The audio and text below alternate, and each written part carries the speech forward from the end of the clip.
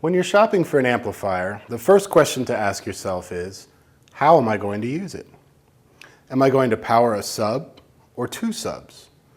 One pair or two pairs of speakers? Or maybe subs and speakers? Knowing this helps you make the first decision, which type of amp to buy based on how many output channels and how much power you need. So then let's take a look at the different types of amplifiers based on the number of output channels they have. Mono amps have one output channel. They're usually used to power subwoofers. And depending on the amp and the impedance of the subwoofers, you can connect one, two, or even more subs to just one mono amp. Two-channel amps offer more versatility. You can use the two output channels to power a pair of speakers, like the ones in your car's front doors. And most two-channel amps can also be bridged. This combines the output of the two channels into a single channel. It's a great way to power a subwoofer. Four-channel amps give you the most options. They're perfect for powering a couple pairs of speakers. You can also enjoy the best of both worlds by using two of the amp's channels to power a pair of full-range speakers in the front of the car, while bridging the output of the other two channels to drive a sub. You'll get clean highs and powerful lows out of one package. Amplifiers don't stop at 4 channels though. 5-channel amps let you power your entire system with just one amplifier. They have 4 channels for powering your front and rear speakers, and a 5th higher powered channel for powering your subwoofers. Plus, a 5-channel amp takes up less space and is easier to install than 2 separate amplifiers. A 5-channel amp is a good investment if you want to build a system that has a lot of flexibility and room to grow. You know, one of the questions our advisors get a lot is, how much power should my amp have? That's a really good question. It's important though, before you start comparing amp power ratings, that you don't compare apples to oranges. There's 2 different kinds of power ratings out there, peak power and RMS power. Peak power is what the amp can produce for a very limited burst of power. It's often the number you'll see on the box, but it's not very useful. It's better to look at RMS ratings. Yeah, RMS power is the measure of the amp's continuous power output. It's much better to look at the RMS numbers when you're shopping. And if you really want to be sure about an amp's power rating, compare amps that have a CEA 2006 power rating. Now this standard establishes specific guidelines for how the amp's power is measured. So amps with this kind of power rating have all been measured on a level playing field. But once you're aware of all this, you still need to figure out just how much power you need to drive your speakers. The first thing to remember is that it's better to have more power. Right. You want your amp to be able to play all your music, loud and soft, without distortion, and be able to handle sudden changes in volume easily. Yeah, and more power gives you just that. It's something that we call headroom.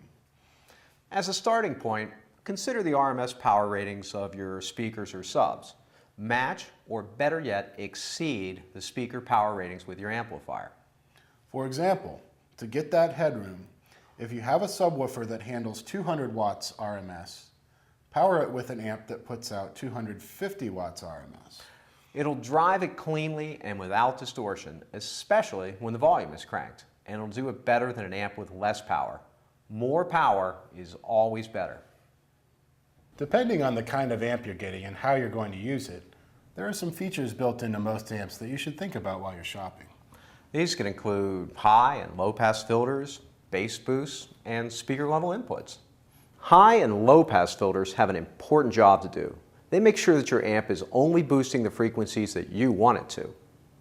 High pass filters strip away the low frequencies from the signal the amp is boosting. You'll use the high pass filter when the amp is powering smaller speakers, like those in the front doors of your car. This way, your amp will direct its energy to making the vocals and instrumentals sound their best. Low-pass filters do just the opposite. They take out the highs, so you're only amplifying the lows. You'll want a low-pass filter when you're using the amp for powering a sub.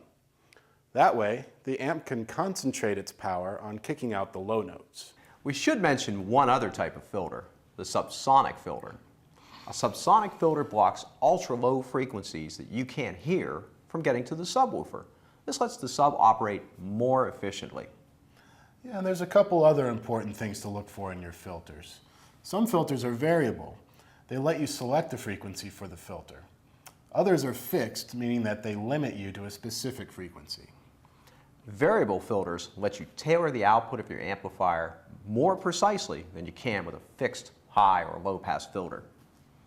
And there's one other feature to look for, a bass boost. Yeah, bass boost augments the low frequency output of the amp, so you get a bigger bass output with your subs and your larger speakers. A bass boost frequency can be fixed or variable, and the amount of boost can be fixed or variable too. Yeah, kind of like the filters we talked about. Right. Variable bass boosts give you some more choices in how you tailor the sound that your amp puts out, so keep an eye out for this feature if you're planning to amp subs. Now, besides the number of speaker output channels we talked about earlier, amplifiers have other outputs and inputs that you may want to look for. The first is speaker level inputs. Most amps get their signal from the receiver through RCA inputs, which are connected to your stereo's preamp outputs. But factory radios rarely have preamp outputs. So if you're connecting your amp to a factory radio, the amp will need speaker level inputs like these. They'll let you tap into your car's speaker wires for the signal your amp requires. If you're going to put together a system with multiple amps, you might want to think about an amp like this one.